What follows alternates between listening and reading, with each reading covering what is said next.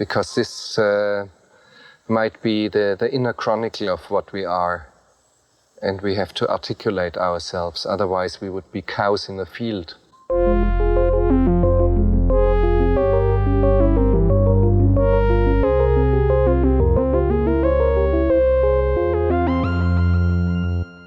Welcome to Cows in the Field. This is a show in which we discuss philosophical themes in popular films. My name is Justin. I'm Laura. And today we get Hush Hush in the City of Angels. It's LA Confidential. In the hit show Badge of Honor, the LA cops walk on water as they keep the city clean of crooks. Yep, you'd think this place was the Garden of Eden, but there's trouble in paradise. And his name is Meyer Harris Cohen, Mickey C to his fans, local LA color to the nth degree, and his #1 bodyguard, Johnny Stompanato. Mickey C's the head of organized crime in these parts. He runs dope, rackets, and prostitution. He kills 12 people a year. And the dapper little gent does it in style. And every time his picture's plastered on the front page, it's a black eye for the image of Los Angeles. Because how can organized crime exist in the city with the best police force in the world?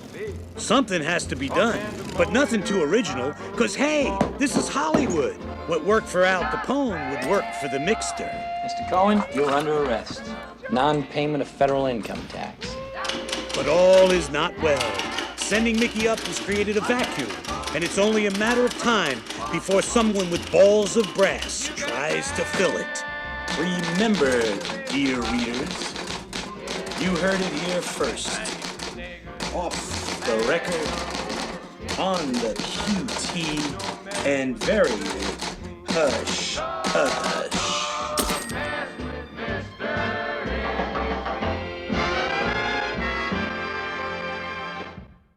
And welcoming back to the show is podcast impresario Blake Howard, creator of One Heat Minute Productions and the many, many, many, many, many shows that fall under its banner. Welcome back to the show, Blake. Thank you guys for having me. Lovely to see you both again. And always good to chat about a movie that's not Heat when I guest on other people's shows. So this is a huge one for me. Thank you. It's a non-Heat, non-man movie, except it's a Dante Spinotti film. Yeah, absolutely. Yeah, it is a Dante movie. That's for sure. So you're still 1 degree away from Michael Mann, even if you're not 0 degrees from Mann. So Blake, when we were talking, I threw some movies out at you. I had a feeling this movie would be one you might want to talk about, and I know you love this movie a lot. So tell us a little bit about why you love LA Confidential, and then we'll just go from there. It's a perfect movie. It's just, I mean, there's no real other way to start any conversation about LA Confidential, the film, except that it's a perfect movie. Elroy is a crime maestro. The book is sensational. I think the movie's better than the book, if that's even possible, that such a thing could exist. It came out right at the perfect time for me. I was kind of like in that transition period between like primary school and high school, and at the time that I saw this, you know, my taste sort of were going out of kid stuff to more adult things, and 2 gigantic Australian actors, one of which I'd obsessed over in Priscilla, Queen of the Desert, one Guy Pearce, and another who we weren't allowed to obsess over. We just knew how bad the movie was and we weren't allowed to watch it, which is Romper Stomper. Russell Crowe had exploded onto the international film scene and came into this movie directed by Curtis Hanson and, you know, starred Kim Basinger and Kevin Spacey and the rest of the folk that are in this film. And yeah, I immediately loved this movie before ever fully comprehending what it was. I just knew that tonally, it was perfect. Like every single beat, every single character actor, every single escalating tension, twists, turns, supporting characters, style. This thing just oozes style. And so, yeah, I've come to love it. And then now being older and, you know, plying my wares as whatever the hell I do, if it is in the orchestra of film criticism, it's way up the back with the triangle or with like one of those shaker things. Doing what I do, LA Confidential is a film that like I repeatedly come back to. My dear friend Jordan Harper, who's an amazing author, whose book Everybody Knows is like, who he released this year, is basically Elroy for the 21st century, is is responsible for like a CBS pilot that never got picked up, which is a criminal thing that it was never picked up for an LA Confidential series. I've watched it countless times. I've revisited it a million times. I love it more and more every day. And I literally, it's impenetrably perfect.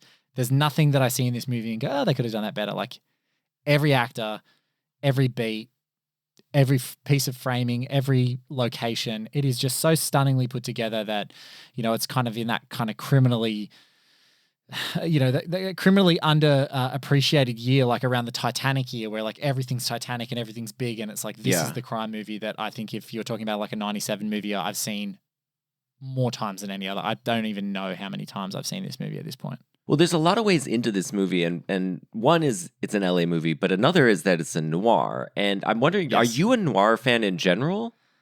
Yeah. Okay. Yeah. And also, I'm not like if anything, the movies that most drew me to it was like neo-noir. So then you go back to noir via neo-noir. So I'm much more of a noir appreciator and like a connoisseur later because now we get a little bit more access to things. But I think that then neo-noir has had such an impact on new crime films contemporarily that I don't know if what to call that, but it's like it's not noir anymore, and it's now crime films are influenced by neo-noir, and neo-noir was influenced by noir. So it's like I don't know what the next link in the chain is. So I'm a noir fan, but not like a real expert. Oh, no worries. Some of my friends are. I mean, like we're not either. Yeah, we're not. No. But you know, I'll throw a term for you that might be useful in this regard, because I was thinking you're right. It's not quite neo-noir because it's later than neo-noir. I was thinking it's kind of. Is like neo-noir like Chinatown? Yeah, and the 80s stuff. Okay. But then I was thinking it's kind of meta noir, and that actually fits in with the what's going on in the 90s right now, where you have the meta horror stuff going on with Scream the year before. Yes. And part of it is I think that it's a movie that is very knowing of the noir genre and trying in some ways to subvert some of the tropes of the genre, but also take them and remix them in an interesting way. I mean, the other aspect of this is that it being a 90s film coming around the time of like the new film brats of like Tarantino and Paul Thomas Anderson and stuff. These guys who are very meta filmmakers who are remixing all their interests. This film kind of feels, I mean, I think a lot of that is the Elroy actually, less the Curtis Hanson, but it does feel like it's knowing in that way. I don't know. What do you think about that? I think meta noir is a great phrase because it's classically made. It's like it's also the form of it. Yeah. It's not looking at the form and saying, because that's a big part of noir is like the formal quality. Yeah, how it's like shooting the visual look. The visual language of noir is a thing. And this movie, it is brighter and so doesn't have as many flourishes that you would consider noir because it kind of really uses that beautiful LA sort of sun in a lot of scenes. But Curtis Hanson reminds me, like, is a kind of a guy because he's a huge Hitchcock fan. So like Curtis Hanson, for folks, if you haven't seen some of Curtis Hanson's early stuff, like some people would be like, oh, 8 Mile, whatever. Hand That Rocks the Cradle, another banger. Very good. River Wild, excellent. But The Bedroom Window, which he made in 1987, is it's an amazing Hitchcock riff.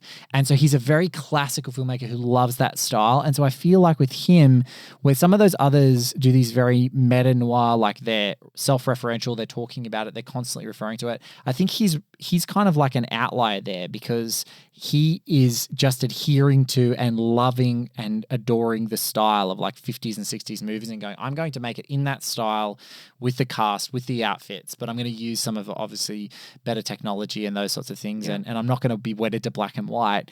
So yeah, I think you're right. Like it's like the outlier of meta noir. It's like, while everyone's talking in Tarantino about Madonna and whatever, over here, everyone's talking about like people are in the 50s and there's no winks. It's just, it is what it is. And there's a lot of these classic.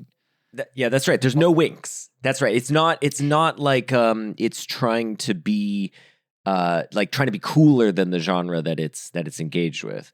No. I mean, like the closest we get to winking is like the Badge of Honor TV show, sure, that's which right. is like the Dragnet, but like just reminding us that we are several layers upon layers of, of interpretation through narrative of like what there is like a story version of these events, and that's then they get further fictionalized and they get further fictionalized. I was recently watching like an essential film noir box set from Imprint Films, and in that there's like what you find in a couple of these films is they kind of do that weird kind of narrator introduces the film kind of style, like, and it's like unironic. It's like, this guy is going to this town, and it's kind of really quaint and cute. And so when I was watching LA Confidential only recently, after watching some of these films from like the 50s and early 60s and some late 40s, you're like, oh my God, like the LA Confidential beginning has a whole new color, because it's like it makes the narrator a character in the film using the text from the film. So it does have some of those moments, the dragnets and the hush hush and those sorts of things. But yeah, I think there's no winks. No winks. No. I mean, here's a couple. I think there's a lot of noir remixing happening here. So I think one is the like. I mean, I wanted to say incomprehensible, but it's not. But it's a very convoluted plot that gets tied up towards the end, and once you've seen it as many times as you, Blake, it probably seems like obvious. But to me, if I didn't know what it was now, if you said, Blake, give me in a couple of sentences what this is about, it's so hard. I'd be like, okay, so Mickey Cohen's a drug dealer. Yeah. Yeah. Let's start there.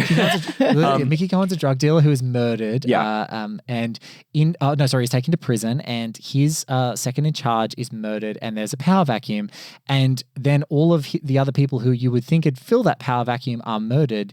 And you don't actually know who the murderers are. And at the same time, there is a police, there's some dodgy ex-cops around. I don't know what there is. There's some guy, Fleur Lee, hookers made like cut like movie stars, and then you end up just doing the DeVito. Like you then do the whole opening narration. You're like, oh, okay, I actually don't know what the hell's going on in this. And the other thing, like noir, that it has that like rat-a-tat. It's fast. The whole movie is like crazy fast. Yeah. And you just have to kind of keep up with it. And then it's tied up. The tying up at the end is really fast, right? They just do, there's this like little interview with Ed Exley, Guy Pearce's character, and he kind of just explains the whole thing. And you're like, oh, I guess that I saw all that happen, but now I'm trying to think about it. But then they're already on to the next scene. Right. And so, and there's so many characters. a lot of characters. Too. There's a lot of characters. So that's one thing. And then another thing, I'm about to spoil the movie. So just if you haven't seen the movie, stop now and watch the movie. If you haven't seen it, what are you doing? Yeah, what are you doing? Go watch it right now. But hopefully we've sold you enough on the movie to go see it if you haven't. But that the bad guy is the sort of mentor figure. Like that's a trope that comes back again and again in and that there's this, as Laura said when we were watching it, it goes all the way to the top, right? That's the thing. It always goes all the way to the top. The bad apples are all the way there. I think the other aspect of it that's noirish that we could unpack if we want is there's a lot of Freudian themes going on. There's dudes having some troubles with their dads and wanting to kill them / be them. And then there's also a lot of mom figures. And I'm just going to point out that Kim Basinger is 14 years older than Guy Pearce and 11 years older than Russell Crowe, which is great, but also very interesting that she's this kind of like hot. Just helping all of us dirtbags curate our kinks. Exactly. For older, attractive women since 97, just helping us keep those plants watered. Yep. Thank you very much. Yep. Exactly. And then one last thing I'll just mention, and we could go in any of these directions, is the nihilistic ending. The ending where the main character, well, I mean, I don't know if there's 3 main characters, but like in some sense, the viewpoint character of Ed Exley is it's a downfall / rise of this character, because he has to compromise all his values that he states at the outset in order to, achieve this outcome, because the system is so fucked up that the guy has to do that. So that's a very noirish thing. And I think, so there's all these dimensions to it, I think, that the movie, but it's playing with them in ways, because again, I think it knows its audience is coming to this with a lot of noir background. So it's simultaneously satisfying their noir itch, but also giving it to them in a new way. And I think that was what was driving a lot of the like meta stuff that was happening in the 90s, because the audiences were more knowing then.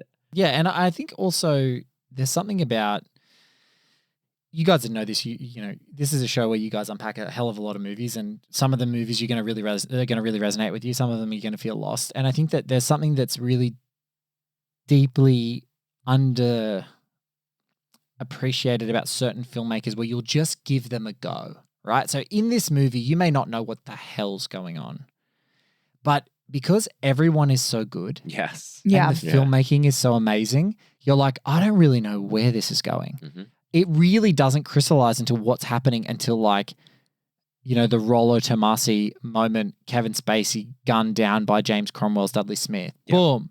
And then there's a conflict between Ed Exley and Russell Crowe when, you know, they use Sid Hutchins to catch him sleeping with Lynn Bracken, and they blackmail. And it's like that confrontation that happens in the office. There's like 2 or 3 scenes there that crystallize everything that has been happening in the movie and makes it get as sharp and in focus. But the confidence of Hanson's filmmaking and the confidence that you feel from watching all these terrific actors, you're like, I know I might not be completely caught up yet, but when it gets there, I'm going to get there. I think that's completely underappreciated about movies like this. You can get to it. But yeah, there's so many things that this movie does completely well. And I think we're really, like in some of these films, that's the difference between a noir and these is like, you know, around the time that they're making the original noir films, they've got to have a little bit more poetry in their commentary because of, you know, the Hays Code and things like that. They had to be a bit more poetic with the way that they say that the world is fucked. Please excuse me if I'm not allowed to swear on your show, Yeah. Justin. I didn't, and Laura, I just realized. But the world is You're fucked. good. So they're really clear in this movie that it is. And what's so good is that, like, it's not only that Ed Exley, Guy Pearce's character, figures out that the world is the way that it is, but he figures out how they're going to have to spin it so that they stay in power because he Yes. knows the potency of the story, that if they come out and they say this, it's like it destroys the entire police department. Yes. Like, it's just like the police department is cancelled. You know, you know, defund cops we thought was a new thing, but in 97, like that, you know, and looking back to the 50s, it's like, oh, if some of the deeper controversies came out of how there were power struggles and these cops just flipped to the bad side because they knew that they basically judge, jury, and executioner with a gun, it would happen. And I love that about this movie because it's just like, you know, I think in a recent film, Oppenheimer, it was like Robert Downey Jr.'s character talks about like people who go out there and are flashy and want power. They're not people who get the power. It's people who stay in the shadows and stay out of the spotlight and simmer that sort of thing. That's who keeps the power. And my friend Jordan Harper, who has a great relationship with this movie, calls it the beast in his new book, Everybody Knows, which I love. It's like the beast eats what it eats and the beast acts how it acts. And we just like the beast is the collective id of all these power hungry people and it's going to survive. And Ed kind of, without any trickery, there's no like forward flashes, precognizance, nothing. He kind of has an awareness of what the world is, synthesized by all these experience, and goes, oh, you're going to need a hero to spin this the way you want to spin it. And so I'm going to benefit from it. So That's I right. love that about this movie. Yeah, he becomes a pragmatist. He realizes that the beast needs a little bit of a leash, and you got to have someone who's a little bit willing to compromise to kind of keep the beast on the leash. And I think that is the dark underbelly like of the movie is that like, yeah, the world sucks, and the way to live in it successfully is to morally compromise yourself. Right. And You still have to live in it. you still have to live in it, and Yeah. that Yeah, makes it you a still have to very live in it. it makes it a very adult movie. So one of the things you mentioned at the beginning was that you saw this like when you were around like high school age, and I think I also saw it in that time, and I didn't like it then, and I think in part because it was too like that message did not resonate with me as a high school student. I think I Justin. wanted my movies. I wanted like simplistic Marvel type movies, But as an adult, this message very much resonates. Weren't you like angsty? But- Weren't you like the Yeah, world's but- fucked up? Yeah, I'm gonna listen to Metallica. This was too subtle. This was too subtle for me. I was just going to say, look, both of you seem so like together as human beings. I am slightly different. My brother worked for a video distribution warehouse when I was growing up. He's 8 years older than me, so he finished school. And back in the old video store days, your listeners might not have heard this, and I know many of my listeners have heard me talk about it before, but they used to have time code video cassette tapes that they would send to video stores to go, which videos would you like to buy to rent out to your customers? So from 1992 to about 2001, every single video film that came out across Warner Brothers, Paramount, like all of the New Line, all of the anything, Miramax, everything you can conceive from American and international cinema for like 10 years I saw.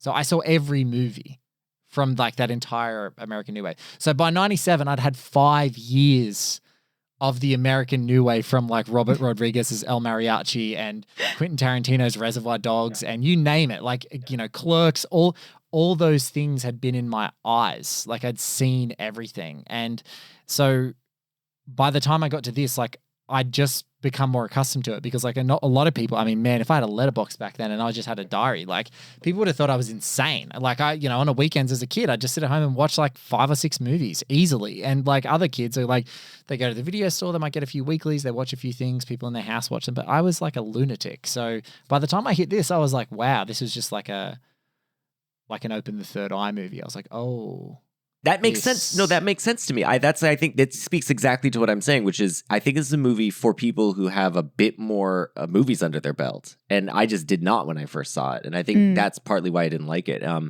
I don't think I had ever seen a film noir by the time I saw this movie. Really? Oh, yeah. No, it's highly likely I had never. it's a gateway drug for sure. Oh, yeah. People at our age. Yeah. I think like in this period of time I was watching, I tried to watch, I did not have Blake's stamina for it, I guess. I remember like watching like a movie a day in the summer.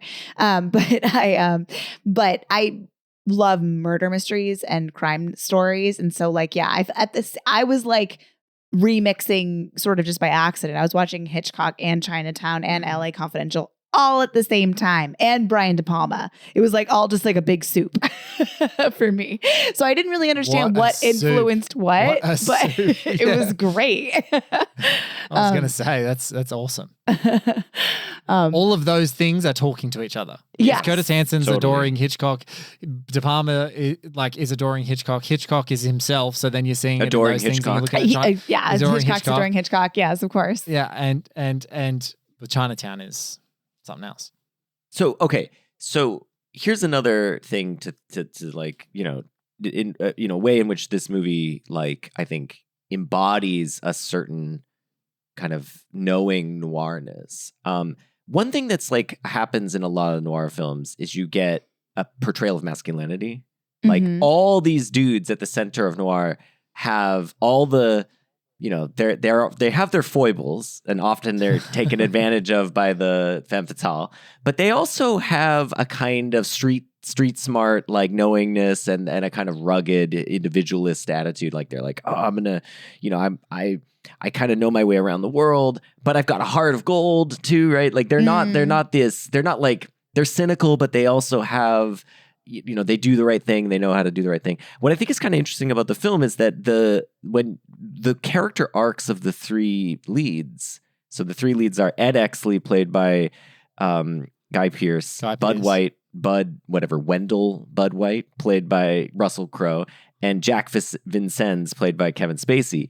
Those 3 characters don't start out as ideal noir masculine men, but they end up jointly as an ideal noir masculine man, because like together they kind of form this unit, right? Where they you know, Vincennes kind of has this arc where he gets over his cynicism and like comes to care about and like comes to remember why he wanted to be a cop.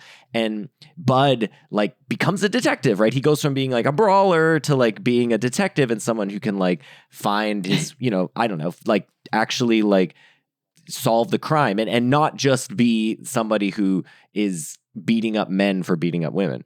And then finally, Ed Exley, Guy Pearce's character, you know, he goes from this idealist, this do-gooder idealist, to the compromised in some ways, but like cynical and knowing detective. And so I think like it's this funny thing where triangulated, they kind of pinpoint the main, what like the noir ideal of a man is. And I think it's really interesting that Elmore like puts it that way, that like he fragments these different dimensions of these characters that would have been one character in like The Big Sleep, but they get fragmented like through a prism, then they get separated out, and then they're three different characters. So that it really like lays bare those character traits because they're just like so clearly there, you know, like because they're three different dudes with three completely different arcs. And they got to team up. And I they gotta love a team team up, which you don't usually get a team up in a Nor. You know, he's usually a lone wolf oftentimes.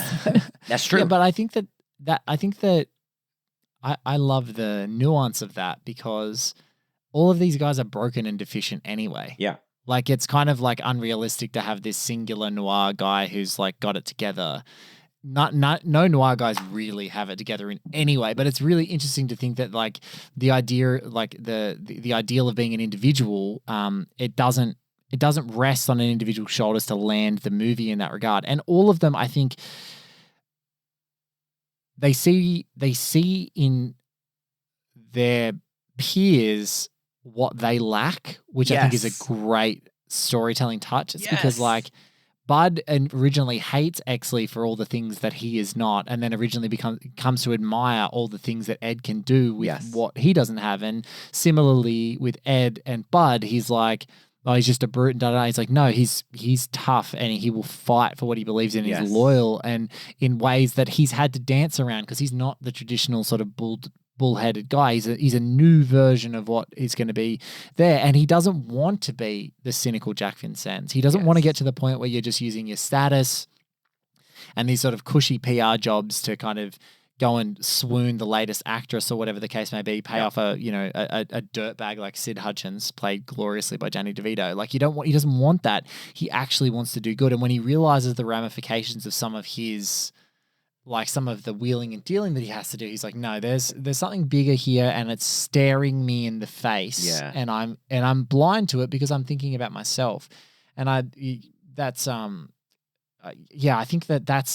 for me, it's not just that they are fragmented parts of the platonic ideal of a noir person. It's how Elroy always makes them look at each other and reflect and refract off one another.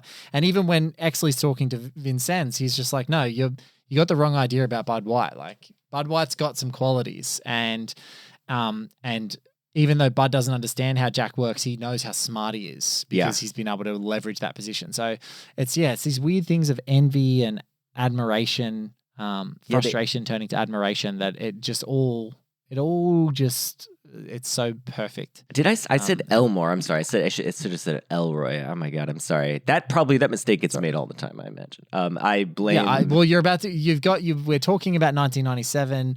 Quentin Tarantino adapts Elmore Leonard's Rum Punch into Jackie Brown. It's in your brain. It's in the brain. I'm sorry. But you're totally right that like those are the scenes. It's the scenes when the three are interacting, usually in pairs, that are, I think, the most potent. In part because of what you said, like this, where they're learning something about themselves, they're learning about their own deficiencies, they're learning about things that they could do better and to strive for, and they're seeing things in each other. The thing about Bud with loyalty is exactly right. Like he's loyal to a fault, and that is partly what Exley and that's needs. how people exploit him. That's how people exploit him. But that's partly what Exley like needs to develop is some sense of loyalty because he's just willing to sell out Bud at the beginning of the movie. He's just like, well, all three of the characters are exploited by their best qualities. So Jack's sort of savviness and slipperiness is exploited for him to be able to like set up a young actor to be murdered. Yes. You know, Ed's smartness and lack of loyalty and cutthroat makes him the stick to get rid of other cops just for the convenience of looking like LAPD is doing something that is not, blatantly bad in the face of the community, like, which is hard to do. And Bud's loyalty without thinking that Dudley Smith will protect him and like he's doing the right thing, he ends up becoming essentially an underground mob, like a mob replacement enforcer before he realizes it. And so like the Victory Motel and all those things, he's like the enforcer amongst those things. You know, he gets relegated to that, and he doesn't think twice because he thinks, how could Dudley why would Dudley ever hurt me? Like, I'm loyal. Like, and so they're all exploited for their best qualities, and they all see the way the qualities of the other guys around them are something that they're lacking. And so that's why I think that that's the harmony of this movie, is that like while they've all, you've got David Strathairn and you've got all Paul Guilfoyle and Ron Rifkin, you've got all these other great actors around the place that are giving these terrific performances. These central guys are always looking, we always know, and it's not really until Bud and Ed are together doing that first interrogation. He's like, oh, is this the good cop, bad cop routine? Right. I invented it. And then Russell Crowe does what Russell Crowe does in an awesome way. That you're like, okay, this is what we were waiting for. They're teaming up now. They're teaming up. Finally fucking let it go and just work together. Is that how you used to run the good cop, bad cop? Patrick? The other thing about the movie that just ties into this, I think, is that we have to think about where and when it's set. So it's LA 1950s. So this is post-war LA. These guys probably all are combat veterans. So they're stand-ins for the returning GI coming back and looking for a place to, create their own, right? The way to go forward in the world. And LA is the perfect stand-in for that American dream kind of frontier mentality, because it was a city being built at that time. Being built up. And so there's all this opportunity, and these guys end up getting used and exploited within the system because they're hungry young men trying to rise the ranks. And I think, it's in some ways like a cautionary reflection, I think, of where America was in the 50s and that kind of optimism, which underneath we know didn't reflect what was really going on, that then changes in the 60s when suddenly everyone realizes, oh, actually everything was really bad. And we're just kind of recognizing this, but that kind of optimism was at least on the surface in the 50s. And people were able to be exploited in this way, it seems. Oh yeah, because everyone was thinking about triumph of war. Like everyone had their eyes on the war, and then when it comes back, it's like, we're together, we're in harmony, we're this and that. It's like none of the gangsters who were around in the 20s went anywhere. Like they didn't go anywhere. Yeah, they're still there. If anything, the Great Depression and like all of that sort of stuff that we see in like the speaking to Laura's soup that she was creating for herself at the age she watched this, De Palma, like the Untouchables, right? Like it's like, people saw this was happening, and I'm sure that like while lots of those mob guys went off and served, when they came back and you look at something like The Irishman and things like that, people came back and just became workers. They became Teamsters, they became cops, they became truck drivers, they worked in restaurants, they did that. And it's like, as there was lots of money being made and the post-war economic boom was happening, people were shaving little bits off the top wherever they could, and much is the same in LA. Like LA here is a beacon for American culture, and so it's going to bring people along, and so you have to navigate it. And again, the flashy crooks at the top are the ones that are always going to get taken down. If it worked, as Sid says, if it worked for it'll work for Mickey Cohen. It worked for Al Capone, like the whole tax evasion thing. Right. It's like they're flashing out there, but that doesn't mean crime stops when you take the top guy out. Like there's a hierarchical infrastructure that fills that vacuum, right? So it's really interesting to me. It's like I love looking at these movies that are set here, looking back, because we're always super critical. And another movie that I think does it really greatly as well, like set around this time, is like The Master. Of like how people come back from war psychologically traumatized and really stunted and have to just go and be like a photographer in a shopping center. Like they're going to be a normal person after seeing people blown up and whatever. It's like you're not going to be a normal person after that. He drank so much bomb juice. He can't be normal. He drinks bomb juice. Cows in the Field presents Bomb Juice. That's right. It's a tie-in, man. If you're gonna, you guys don't need a Patreon. You guys need Bomb Juice. That's right. Get it on our Threadless. See, we need Blake to do all of our branding and stuff, though. Yeah, first of all, if he named our podcast, maybe people would want to listen to it more. Bomb Juice? No, I'm just So okay. Sponsored by Bomb Juice. Sponsored by Bomb Juice. Yeah, brought to you by The Delicious. And also, no, but highly what I mean toxic. is highly toxic.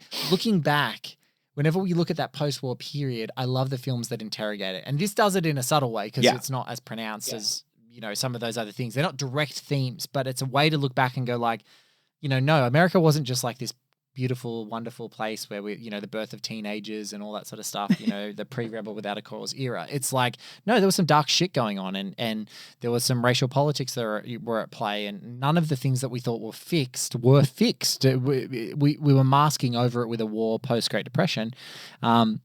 And so in this boom, there's like a lot of darkness. And yeah, in The Master, it's about, obviously, I call them kind of like morally devoid jackals who want to exploit people and get them into cults and stuff like that because they have such an absence of meaning in their lives after watching thousands of people die in front of their face. And in this movie, it's like, people are not immune to greed in a booming post-war society. In fact, they're probably incentivized to be greedy. Yeah. And so you mentioned the racial politics, and I think this is something we should talk about because I think one of the aspects that the film one of the things the film, the police department is exploiting is the anger, the latent anger of these young men who've come back and that, they've seen violence and that's still a part of them. And we see this in one of the early scenes, which I guess is based off of a real event that happened where some officers brutally beat up a bunch of Mexicans they had arrested. I'm not sure under what charges, but anyway, they had arrested them, and then they were drinking because it was Christmas. And I hear Wiganowski lost an eye. Yeah. Right. Yeah. And they're reading him his last rights. Some police officers had gotten hurt. Unruly behavior. Anyway, Yeah. so Unruly behavior. Policeman got scratched, but they claimed that he'd been beaten to death. Or exactly. half to death or something. And so I think it's interesting that there are these various tie-ins that the movie. But the movie, of course, is echoing.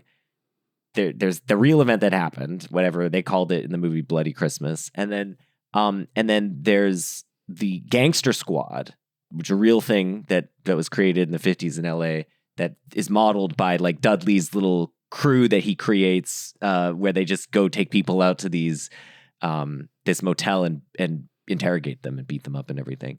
Not to be confused by the absolutely unbelievably terrible movie, The Gangster Squad. That's yes. right. So yes, although about the real life Gangster Squad, but terrible movie, absolutely horrible movie. We should do it on the podcast. Okay.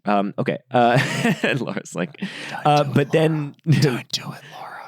I love Maybe you. on a non-existent Patreon. Yeah, we'll do it. that's right. We'll do it on the Patreon. If you want us to do Patreon Gangster Squad, write to us. This is so embarrassing. This is how we're I'm not rolling doing out it. our non-existent I'm Patreon. not doing it with you. I'm not doing it with you. Just so you know, I can't. Blake has volunteered to do it, a 3-hour episode on Gangster Squad. We're going to do 1 minute at a time, Blake style. Oh no! For the love of God, Blake, you're One already Gangster signed up. Squad minute. I'd be dead. I would die. It's not good. Yeah, I know. We would have to Gangster Squad you to a chair to do that. I You think. literally would. Yeah. You'd have to strap me down Victory Motel style Yeah. and make me watch a minute at a time. Well, hitting me with beating a you. phone book. Yeah. Hit me with a phone book. Give us your opinion on it, Howard. It'd be funny too. Yeah, that's Okay. right. That's right. Yeah. What's going on in this minute where Ryan Gosling is looking uncomfortable? All right. So Anyway. the other real event that this movie is in conversation with regarding this Bloody Christmas stuff is Rodney King. And the book was written before the events of the Rodney King beating in LA, but the movie was made after and basically in the immediate aftermath. I mean, a couple of years and those scars are still very much there. Now, Blake, did you know this? But I found in my very cursory internet research that the officer who congratulates Exley at the end of the very last guy who shakes his hand and says congrats was the former real life chief of the LAPD, Daryl Gates. The very No, I guy, did not know that. the very guy who oversaw the LAPD during the Rodney King riots, who then resigned after because of everything that happened, who also created the SWAT team. He was the inventor of the SWAT team. He was also, I don't know if this was a thing for you guys, probably not, but for us it was big. He created the DARE program. In the US, the DARE program was it's basically an anti-drug education program for young kids. And so this guy was like super anti-drugs. At one point testifying before the US Senate, he said, people who use drugs should be shot. So this guy is a really rough guy, and I think it's very interesting, and I don't quite know why he's in the film, but I think it's quirky and interesting that he is. I know why. Tell us. Well, Curtis Hanson. Okay, He's so no tell us dummy. tell us about Curtis Hanson then. Okay, so Curtis Hanson, a really terrific screenwriter and filmmaker, really talented. May he rest in peace. He's no longer with us. And in that moment, what is more of a... Because for people all around the world, like me, who has no relationship to this man, is never going to know that and never seek that out. Yeah. I'm way more interested in like, okay, Paolo Saganti. I love Johnny Stampanato. I'm going to go down that rabbit hole. Like, you know what I mean? Like, Sure. That's who I'm going down the rabbit hole for. Yeah. But when you say that, Yeah. and he's like, congratulations, you're a hero. If you know that that person is a categorical piece of shit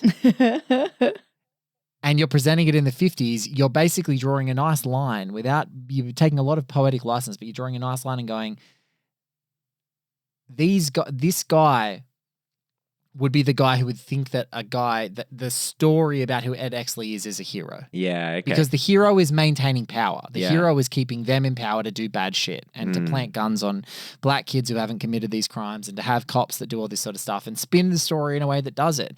And so for me, it's probably one of those things. It's like, oh, we can get a little bit of maybe endorsement from the LAPD if we give him a cameo. But I think that Curtis Hanson is probably very subtly kind of like sucking his finger and just giving him a big like up yours, like, like this is actually me saying that nothing since the 50s has changed with the LAPD. Well, okay, so and I would hazard a guess that that's way more like and way more in the wheelhouse of a James Elroy acolyte to be like the LAPD is terrible. yes. Like, So interestingly, I think that this is a very. I was thinking maybe this is the read, and to bolster this, the line that happens immediately before that is when he's given Exley the medal. The commissioner, he says,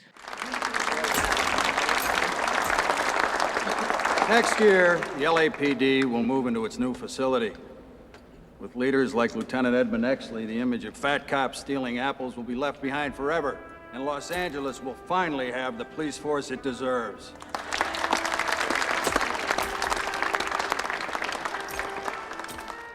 that line in 1997, I mean, that is a big, like, everyone knows that, like, they're laughing, right? I mean, it's like a joke line in 1997 just because of the... do you think that he thought it was a joke when he said it?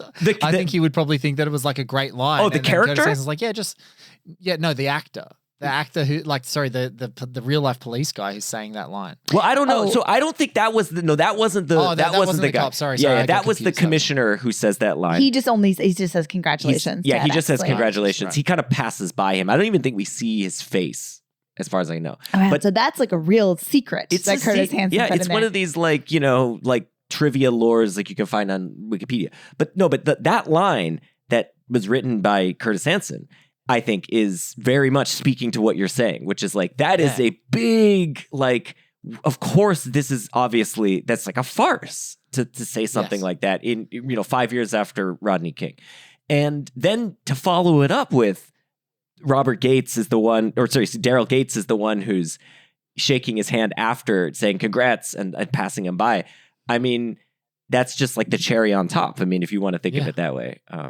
100%. I would think of it that way. Yeah. I think that Curtis Hanson's too skillful a filmmaker not to think of that. Like, that's just like, we'll get the LAPD cooperation. Sure, yeah, get him in. He can shake Guy Pearce's hand at this ceremony. That he's probably not on set the day that someone's like, and they get the police force they deserve. Yeah, exactly. Which is the biggest laugh line. Surely he's not going to yes. see the cut of he's not going to see the cut of the movie with that line that leads into the handshake. Yeah. But it's almost like maybe we play that line because we got this idiot who has to come in here so that we got LAPD cooperation for this scene, or doing a scene shooting in an LAPD office or whatever the case may be. Yeah. But yeah, no, that's how I would read it. I think that's a great reading. I think it's interesting that the film, I think it, like a lot of these noirs, I mean, it kind of walks that line where, like, the world is fucked up. That's what the film's pointing at. And then sort of, what do we do about it? And are we supposed to think of Exley really as a hero for what he does? Or are we supposed to think of him as this guy who's kind of lost his way, or are we supposed to feel ambivalent about him? I think that is somewhat left open to me. And what do you guys think of Exley at the end? I've watched this movie so many times. It's What do really you hard think, for me Laura? Well, I hadn't actually even thought about it in the way you said, like the beast needs a leash, and so he's going to be sort of like he's going to try to, he has to rise to power. He has to be ambitious in order to in order to serve justice, right? Yeah. That's what he says with the Rollo Tomasi story. It's supposed to be about justice, but it does feel the way Guy Pearce plays it at the very end, like if he's struggling with his demons and his ambition, like his ladder climbing need for power is one of those demons, that demon has won. That's at least how I think Guy Pearce has played it. He's going to be better than Dudley. Well, probably, maybe. I don't know. But once you get in that position, maybe you never are. Like Dudley's read on the character is that Exley is almost too good a politician. Right, I think he says that at one point. You're a political animal. And that he says this to someone else when they're discussing like him. He's like, well, like actually, he's Exley made his play and got what he wanted. As a politician, he exceeds even myself. The department needs smart men like Exley, and direct men like you. He sees him as a potential threat, and also as he sees part of himself in Exley as well.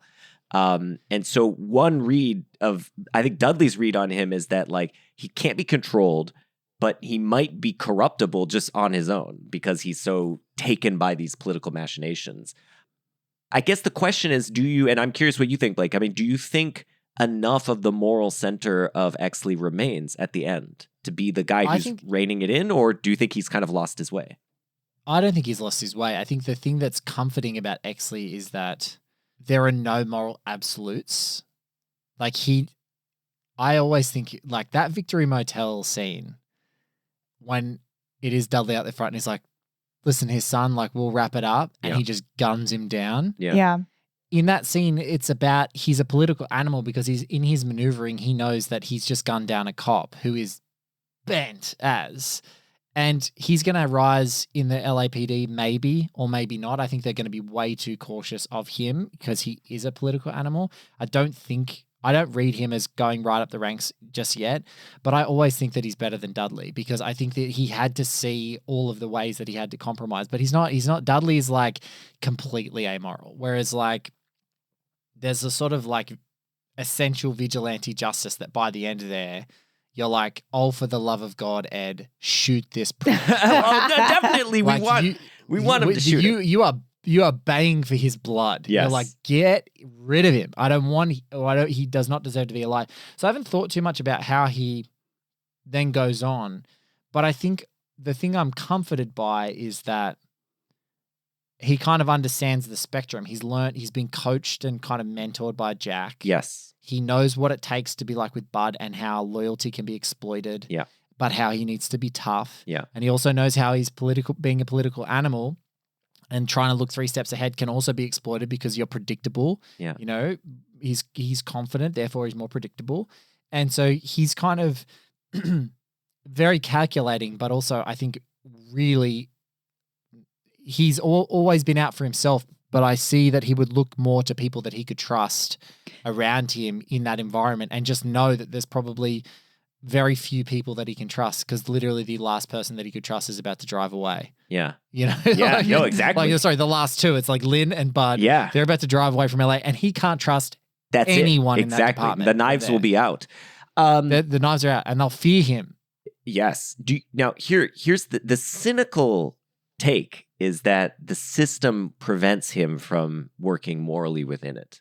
And that reading I think is there. So here's some evidence for it. At the beginning of the movie, Dudley tells Exley the following things. So he like gives him like a little like quiz, and he asks him if he'd be willing to do 3 things. That's when he says, "You're a political animal. You have an eye for human weakness, but not the stomach." He says. So what's the 3 things? He says, "Would you be willing to plant corroborative evidence on a suspect you knew to be guilty in order to ensure Which indictment?" I'm going to take as lie. Lie, And which he absolutely, Which he does at the very end of the movie. He's lied. He also, I mean, he 100%. also manipulates the 3 night owl suspects. That's true. Yeah, but I guess that's sort of fair play this- in the police book, but yes, this is a public lie. yes. Okay, second. Bald-faced lie at the end.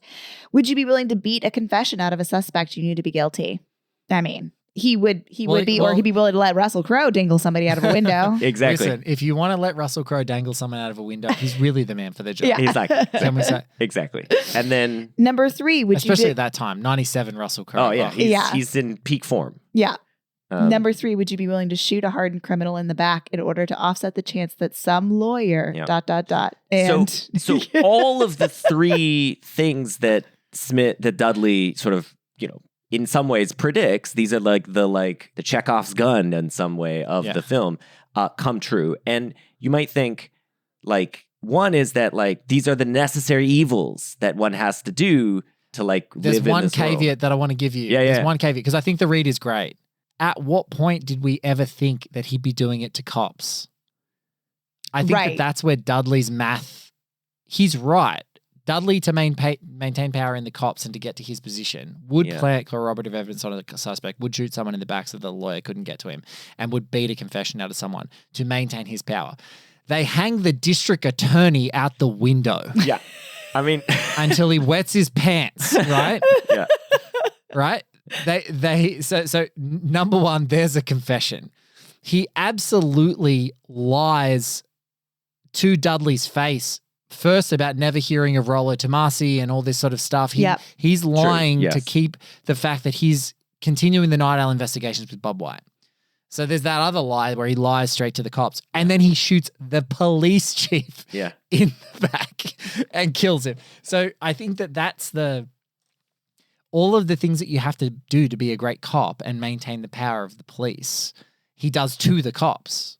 He doesn't do it to suspects. He does it to the people he thinks are bad. But that's he does it to the. But that's what Dudley's doing to the people he thinks are bad. So that's the worry. I don't think Dudley has any qualms about people being bad or good. Dudley will do it to anyone. I mean, it doesn't matter to Dudley. Like even. Yeah, it's just people who get in his way. Yeah. He's just clearing out the competition. Maybe. Yeah, maybe. I mean, so he starts to see Bud become self-aware. Yeah. Instead of robotically just marching to orders, as you said, post-war, probably a soldier, probably a grunt, etc. And then you get Dudley's like, oh, I'll get Sid Hutchins to shoot Exley screwing Lynn Bracken. Yeah. Just because then I know that he'll go and take out Exley, and Exley may take out him, and then I have to fire Bud or put him in prison, and then I get two birds with one stone. It's only then when they don't kill each other that it's like, oh. So I think it's an excellent read, and it can be applied, and it's good to talk about because it's like it's interesting to think of like what 10 years later is going to happen to that guy. Like one of my favorite things is, recently, obviously, because I'm a Michael Mann psycho and a Heat aficionado, you see how some of the characters in that movie take a new life in Heat 2, the book, which is now going to be made into a movie. But before that, there was Christopher Nolan's movie Insomnia, which a lot of people basically said was like a sequel to Heat, but Chris Nolan is like got way less of an opinion of Vincent Hanna, Al Pacino's character. He's just like a guy who would plant corroborative evidence, who loses a step, who goes through sleepless nights, maybe he's on drugs, whatever the case may be, and like will screw up an investigation wholesale.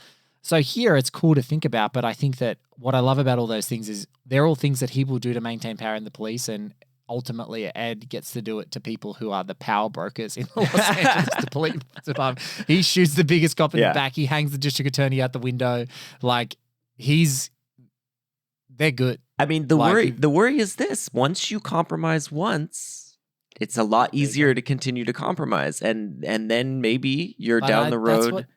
Right. That's what noir's about, Justin. There are no moral absolutes. That's why it's so good. It's because you're like staring at the stars from the gutter. That's right. Like that's well, I think it's that that you aspire to whatever the shine is up there, but it's not that. Yeah, It's like, but I think it's also about the fact that it's hard to maintain any kind of moral integrity in a system which demands compromise from you. And so if you combine those two ideas that like compromise leads to compromise and the system demands compromise, what do you get is a bunch of immoral people. And that's like deeply depressing. And that's like a central theme of a lot of noir. And I think that kind of... But no one's going to... There's not going to be any truth and reconciliation a la post-apartheid. Like LAPD is not going to just say... Yeah. The closest we're going to get to this is like them confessing all of the sins and how the system incentivized them to be these morally bankrupt assholes who are murderous and crooked and corrupt and all that sort of stuff. That we're never going to get that. So sometimes the only relief we get with knowing that the beast still exists and thrives is that sometimes some of those tendrils of the beast get to be shot in the back at the Victory Motel in as beautiful a poetic license as we can get. I do like that. And so I think that's the counterpoint is like, how do you defeat an evil, cancerous system? You have to, from within, compromise yourself to like destroy it from within, because you can't destroy it from without because the system self-reifies and that kind of thing. But then the worry, it just comes back around, which is like, well, in doing that act, are you then reconstituting the system? I mean, all your listeners, I want to say this, and this is no hyperbole, by the way. It's quite hyperbolic, but I promise you it's not. Jordan Harper, my dear friend's book, Everybody Knows, which he wrote this year, it's available everywhere, is like LA Confidential for 2023. And the way he articulates it is perfect. And it's like, as sad as it might be, the beast exists, right? And it's self-regulating across all these systems of power. As you said, it's like if someone gets too high, they're going to go down. We try and do it, but it's like we're just, we're chipping away at an avalanche. Like it's ridiculous. Like it's I saw an Instagram clip of a guy filming an avalanche from really far away and he's like, oh, look at that. Oh, well, that's getting closer. Oh, and then eventually he's covered. And you're like, yeah, no shit. You're standing in front of the avalanche. It's going to like swallow you whole. Like that's the thing. It's like eventually it's going to swallow you. And so, yeah, I would say like to any of your listeners who love LA Confidential and like need more of that itch scratched in their life, if you haven't read the book or if you have already read it, Everybody Knows talks about this. And it hasn't changed. It's not much of a comfort now that it hasn't changed at all in nearly 30 years. In fact, sometimes it's naked in front of us every day on television how much it hasn't changed. And it's so, but I think that that's the only way that we can find these little pockets of air for us to like gain the motivation to continue trying to fight the good fight and be good people and have morals, is like sometimes comeuppance comes to get the right people. Sometimes just shoot the police chief in the back. So I mean, like if Andor taught us anything, like cops are bad. Like kill space cops, riot against the police, like that's what we got to do. Otherwise the empire exists. Yeah. How did you meet Patchett? Pierce meets people. Sue came on a bus with dreams of Hollywood, and this is how they turned out. Thanks to Pierce, we still get to act a little. Tell me about Pierce. He's waiting for you to mention money. You want some advice, Miss Bracken? It's Lynn. Miss Bracken, don't ever try to fucking bribe me or threaten me, or I'll have you and Patchett and shit up to your ears. I remember you from Christmas Eve. You have a thing for helping women, don't you, Officer White? Let's talk a little bit about Basinger. But do you think of her as like, I mean, is she in a tough spot? She's not really a damsel in distress, is my point at all. No, but she's She can handle compromised herself. too. She basically is at the beck and She's a call of Pierce survivor. Patchett. She's a survivor. Yeah. She's a badass. She's a survivor. Patchett She is a badass. She's Patchett's threatened basically so a many badass. times in this movie, and she's just like, whatever. No, she does. She's seen a lot, but like, Patchett is basically like, sleep with this guy. Now they're gonna take pictures of you. Sleep with that guy. Now they're gonna, that's her job, and she tries to carve out some autonomy within that space by She just builds a sanctuary. Yeah, She builds a entering into a sanctuary. relationship with White, but her little room Yeah. Her little room that she invites Bud into is the last piece of herself that she has in that job. And she knows that, like, for her, she's probably the most sophisticated read on it is, I have to get the hell out of here. Yeah. I have to be unrecognizable. I have to get the hell away. Like, there's no life here for me. Well, I think that's actually representative of another alternative to the corrupt system, which is not to try to reform from within, but to try to extricate yourself from the situation. It's like the Into the Wild, right? The like thing where you're just like, I'm just going to go out into the wilderness. I don't need to be a part of this fucked up society anymore.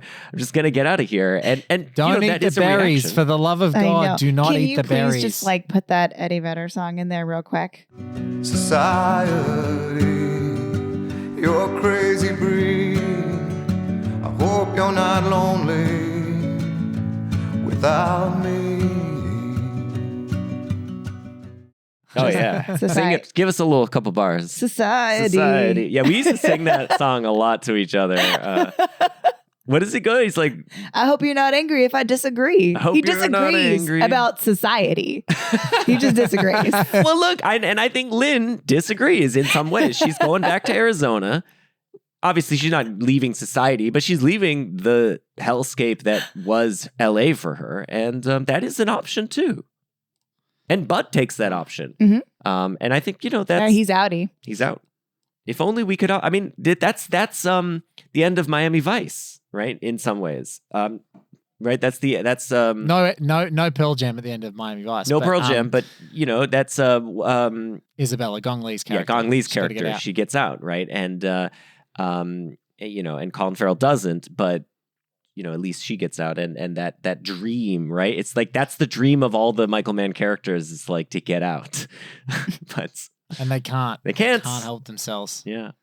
They can't help themselves. It's impulse. You've got to do it. And that's what Exley's got at the end. Like Bud is resolute that there's no space for him. Yeah. In this world, in this modern LA world. He can't navigate it. Yeah. And because he's come too far. His instincts are wrong, right? Because his instincts are to be loyal and to defend the weak and innocent, and that just gets exploited. So, he's like, well, what's left for me? When you think of it that way, you could think of all the characters as being trapped. They're trapped by their circumstance, they're trapped by the system, and so on. And that's actually reflected in Spinotti's cinematography. I mean, this is a kind of obvious thing to point out, but it's something that I think, I didn't think of it when I was watching the film, but when we think about characters being confined and trapped and constrained, long lenses help to do that. And he uses some amazing long lenses in this film. Beautiful. And it's also because the men are all trapped within themselves, but Lynn is trapped in the circumstances. So like that's the compromise that she's making. She's living in this beautiful, opulent, stunning home. Yeah. Yeah. And she's a bird in a cage. She's got this little bird in a cage, this little kind of sanctuary that's within it. And she's looking at the lifestyle that she gets to live, even though it's a lie, this gigantic performance, because she came out here to be a performer. Yep. And this is the compromise. She's like, well, I kind of do get to look like Veronica Lake, and I do get to perform every day. Yeah. And I do it. And she's kind of told herself that it's okay. And I love that she's got more mileage in that she's older and she's been there. And so she's a lot more pragmatic about the situation because she's seen the ugliness from she's not naive anymore. That's what's so wonderful about Lynn. She's not naive about the people that's around her.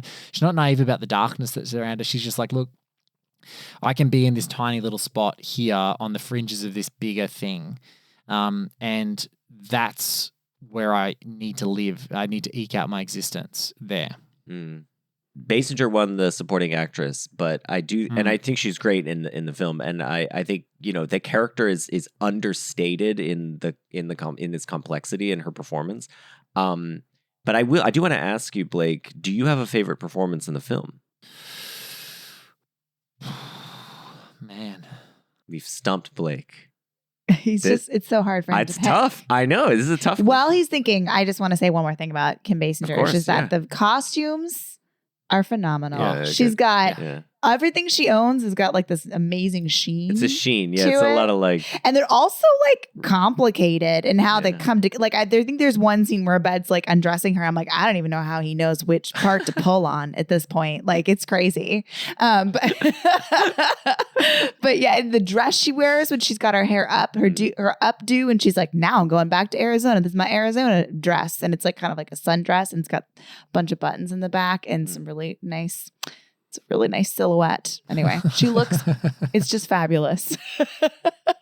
And I really like her, you know, it is her cage, but I love her cage. She's got the pull down screen so she can watch movies on her projector. What? I know Justin was like jealous of her home theater setup. It is very nice.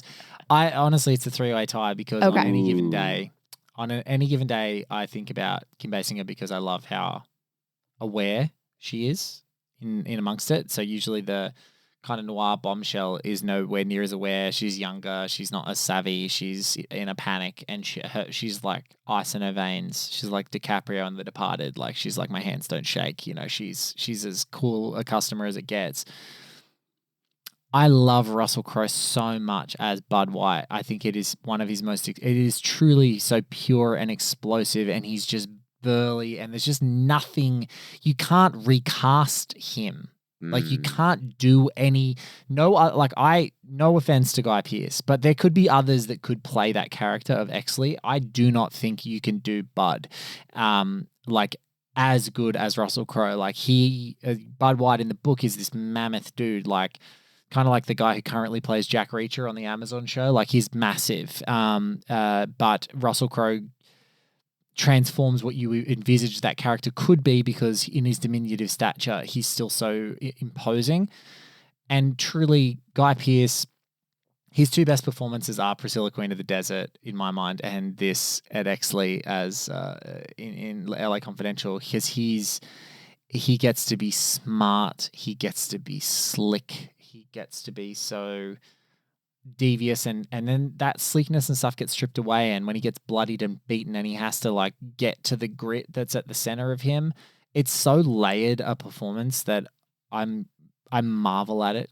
Like I'm astounded by it. So on any given day, you ask me today, it's Russell. You ask me tomorrow, it's Guy. You ask me the next day, it's Kim. I can't split them. I think they're all magnificent. I think everyone else is great. I think, you know, Cromwell's fantastic. DeVito is so delectable.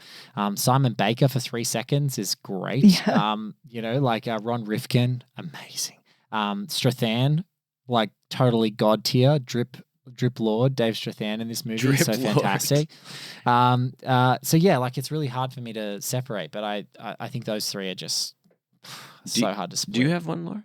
I mean, I think it was Cromwell for me this time around. Good. He gets a lot of really good lines, I think. But I he's seductive with his lilting sort of like, I guess, is the character meant to be? I mean, he's Irish, but he doesn't sort of like do like a full Irish. It's like, I don't know when he is supposed to have emigrated, but and it's just, he's got this sort of like this really nice cadence when he's saying the most cutting things. And I think at this point, probably when I watched it for the first time as a teenager, I had only seen him as like the guy from Babe. Yeah. No, yeah. And you're like, shoot Farmer Hoggett, shoot him in the back. Yeah. Take him down. Those little mice are like, kick him out. Anyways. I mean, my take on this is going to be very controversial, but I think for me, it's Kevin Spacey. I think Spacey is really good in this. He has this kind of, there's a subtlety. The only thing I would say is that in the pilot that was never picked up for LA Confidential, Walton Goggins plays Jack Vincent. Oh, interesting. Oh. And I can't get out of my mind how good Walton Goggins is as Jack Vincent. I just can never get out of my mind. This is not to say that this character could be done better. Not at all. I wasn't judging it on those grounds, but I was sort of thinking, for me, the face acting is really good. I found that with Spacey, I was just rewatching a couple scenes before we sat down, and He'll do like a little, like his like smile line will just get a little deeper. I know, I'm and like- you'll somehow yeah. get something from There's that. he's like the amount of control over his facial muscles is Yeah. like kind of remarkable, and it tells you everything you need to know. He does a lot of just face acting, and then the other thing is like the scene that really got me was when he goes to confront Dudley in his home, and where he's ultimately going to be shot. And the kind of just casual ease with which he's going about. But then Dudley says to him something which I think is absolutely cutting. It's one of the most like cutting things I think I've ever heard in a movie. He says, Don't start trying to do the right thing, boyo. You haven't had the practice. and when he says that, Spacey's reaction, we get to cut to Spacey's reaction, and it's just so good. You see him deflate. You see him he just cuts him right down to size. And because he himself is barely able to muster the courage to be like, I want to try to do something right for once. Yeah. He's just tried to do that, and then he just gets sliced right back down to size. And, I felt that for that character. Like, this is a guy who really he's like struggling to like do the right thing, but like it's so unnatural to him. And then when he finally does it, somebody just calls it out exactly the way, calls it for what it is. And he knows it. And, but of course he wants to do the right thing. So I just find that like, it's a really fascinating mixture of emotions. And I feel like Spacey just nails it. I don't know. He's very good. Obviously He's very vain. He's very Yeah. vain as Jack Vincenzo, which really helps, I think, as well, because that's the whole. Yeah, the whole point of it is it helps is to that. sell his arc then when he like Yes. sort of becomes a good guy. You would say America's not ready for the real me. Is that what he tells one of the girls? He's trying to. I think the earlier part of his performance I does. like so much Why less. why don't I take you for a? Why don't you come back for a drink and I'll. Yeah, take yeah. you. Yeah, We'll exactly. Go somewhere quiet. I hate that stuff, but I'm also like, but then when you get to the back half, I'm like, oh my god, I'm actually like suddenly sympathizing with this guy, and so anyway, I retroactively, I'm like, I guess this is a really good performance. Anyway, Blake, do you have any parting thoughts? I mean, I kind of feel like this is a movie that obviously checks a lot of boxes for the cinephiles. And it has, we kind of barely touched on the Spinotti cinematography, but I do think the cinematography is glorious. And I Gorgeous. think Yeah. choosing to shoot it with full light rather than in shadows was exactly the right move. Mhm. And with the kind of, with the long lenses, I mean, everything is like, it's the kind of cinematography that like Spinotti was like doing masterfully in Heat and in The Insider, like these kinds of like, you get the character's face and everything is just blown out. You just get total, like, it's like a painting behind them because it's all so blurred out. And there's like something so immediate about having a face, just a face in the frame. Yeah, to look at. It's very classical and still, and the lighting is so precise. And Dante, a couple of times I've gotten to speak to him. I'm so lucky. He talks about how LA just looks like where movies are. Yeah. The lighting. There's something about the light that just the way it wraps people up. And so yeah, he's definitely looked with Curtis Hanson at these classic films and gone, we're going to frame it like it's a noir film. We're going to do these big vistas of faces. I think that it's just stunning. And I just love the stillness. It's a movie that doesn't rush anything. It chooses, in that kind of Roger Deakins way of like planning the camera and people come into a scene and interact. There's not like multicam going on at the same time. It's just like a shot is very masterfully composed and orchestrated, and that's the shot that you get. And I think in so much of this movie, it's that. And there's a couple of frenetic scenes where there's some quick cuts and multiple cams and things like that. But I love the stillness. It doesn't require breakneck speed and all these cuts and setups. It's just like still. Watch this unfold in a beautiful way, but not in an uncinematic way, and actually really beautifully, carefully calibrated. Well, very well put, Blake. Thank you very much for being here. And one of the things that you mentioned to us off mic at the beginning was you listed how many was it? 13, 14 shows that are under the One Heat Minute Productions banner? There's a couple. So tell us about some of the shows that are ongoing at One Heat Minute Productions. Okay, so there's Miami Nice with Katie Walsh and I, which is sort of like a horny, modern Michael Mann campfire. You guys have had Katie on the show before. Podcaster and Commander, still a couple of episodes to go on that, which is a Peter Weir's film, Master and Commander, that I'm breaking down. The great Henson Caper will be on till the end of the year. Ethan Warren is the host, going through the career of Jim Henson and all the films that he made throughout his life and projects that he, sort of was the architect behind. Occasionally we do a podcast called Too Much Movie with my friends Chris Candy and Rob Belushi. And then the other shows that we do, we got Patreon shows and things like that are exclusive to Patreon for most of the year, like the Decade Project and One Hot Take. So yeah, there's a lot going on in our feed right now. It's a very chaotic end to the year. And bridging 2023 and 24 is a new show called Midnight Run Through, which I'm collaborating with my friend Jen Johans to do, which is a 12-episode miniseries on the movie Midnight Run, which so far has...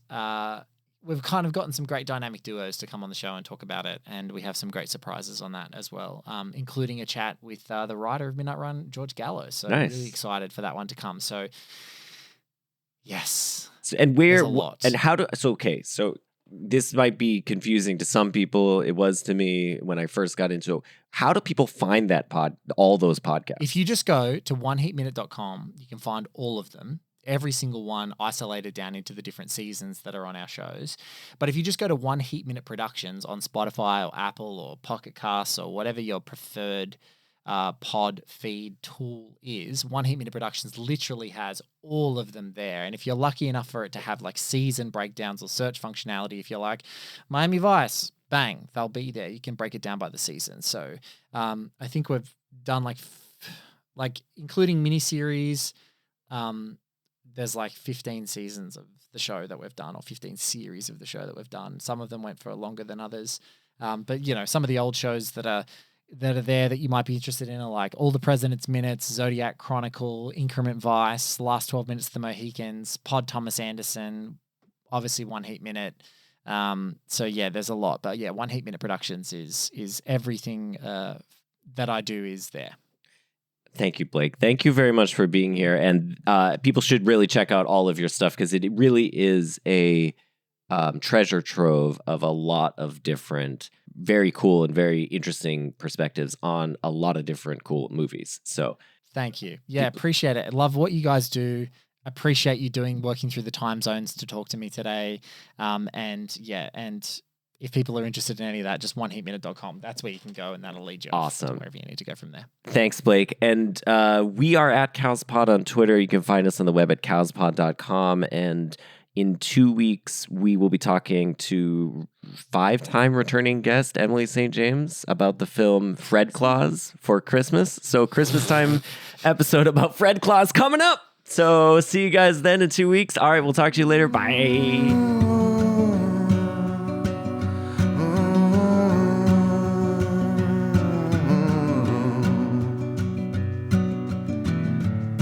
It's a mystery to me.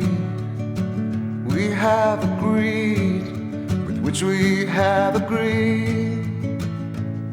And you think you have to want more than you need. Until you have it all, you won't be free. Society, you're crazy breed. Hope you're not lonely without me.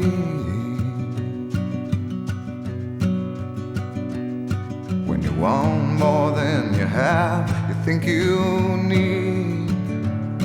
And when you think more than you want, your thoughts begin to bleed. I think I need to find a bigger place. 'Cause when you have more than you think, you need more space. Society, you're crazy breed. I hope you're not lonely without me. Society, crazy indeed. I hope you're not lonely without me.